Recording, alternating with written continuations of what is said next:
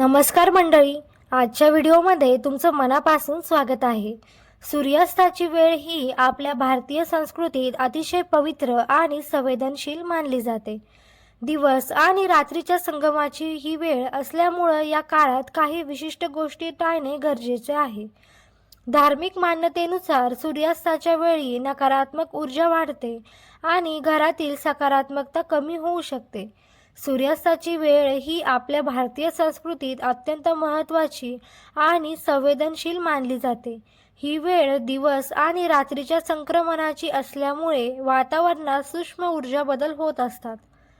आपल्या पूर्वजांनी या वेळेला संध्याकाळ किंवा संध्याकाळची वेळ असे संबोधले आहे आणि या काळात काही नियम पाळण्यास सांगितले जाते।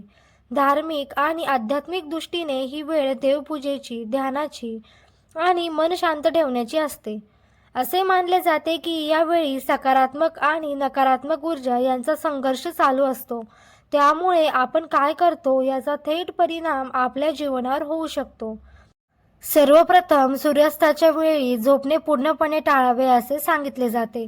यावेळी झोपल्याने शरीरात आळस वाढतो, मन निरुत्साही होते, कामात लक्ष लागत नाही। अनेक जणांना यामुळे आयुष्यात प्रगती होत नाही असेही अनुभव आले आहेत। तसेच आरोग्याच्या दृष्टीनेही ही सवय चांगली नाही, कारण शरीराची नैसर्गिक लय बिघडते। त्यामुळे या वेळेत झोपण्याऐवजी थोडे चालणे, ध्यान करणे किंवा देवाचे नामस्मरण करणे अधिक फायदेशीर ठरते।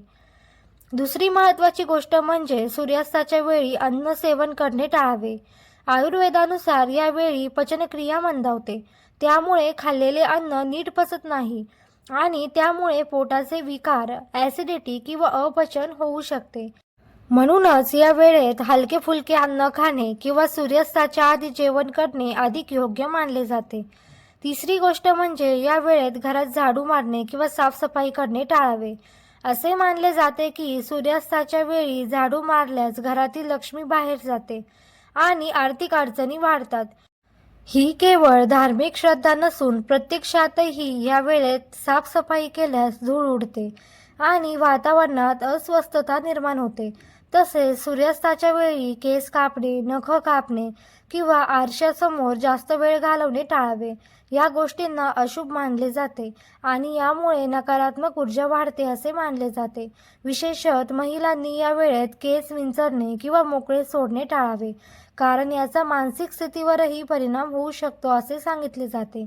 आणखी एक महत्त्वाची गोष्ट म्हणजे या वेळेत कोणालाही पैसे देणे किंवा उधार देणे टाळावे। असे केल्याने घरातील धन बाहेर जाते आणि आर्थिक नुकसान होण्याची शक्यता वाढते अशी श्रद्धा आहे। म्हणूनच आर्थिक व्यवहार शक्यतो या वेळेपूर्वी किंवा या वेळेनंतर करावेत। याउलट सूर्यास्ताची वेळ ही सकारात्मक कामांसाठी अतिशय योग्य मानली जाते। यावेळी घरात दिवा लावणे, तुळशीसमोर दिवा लावणे शुभ मानले जाते। दीप लावल्याने घरातील नकारात्मक ऊर्जा दूर होते, घरात शांतता निर्माण होते। तसेच या वेळेला राम रक्षा, हनुमान चालीसा किंवा इतर स्तोत्राचे पठण केल्याने मनाला शांती मिळते, घरात सकारात्मक वातावरण तयार होते। याशिवाय या वेळेत घरातील सर्वांनी एकत्र बसून काही वेळ देवाचे नामस्मरण करणे, प्रार्थना करणे किंवा ध्यान करणे हे खूप लाभदायक ठरते। यामुळे कुटुंबात एकोपा वाढतो, ताणतणाव कमी होतो, मानसिक शांती मिळते। लहान मुलांना देखील या वेळेत चांगल्या सवयी लावण्यासाठी ही वेळ उत्तम मानली जाते। एकंदरीत सूर्यास्ताची वेळ ही केवळ दिवसाचा शेवट नसून एक आध्यात्मिक आणि ऊर्जात्मक बदलाची वेळ आहे। या वेळेत चुकीच्या सवयी टाळून चांगल्या सवयी अंगीकारल्यास जीवनात सकारात्मक बदल घडू शकतो।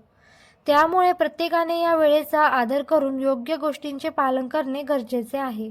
आशा करते की तुम्हाला आजची माहिती आवडली असेल। अशीच नवनवीन माहिती बघण्यासाठी चॅनल सबस्क्राईब करायला विसरू नका। पुन्हा भेटू नवीन माहिती सोबत। तोपर्यंत धन्यवाद।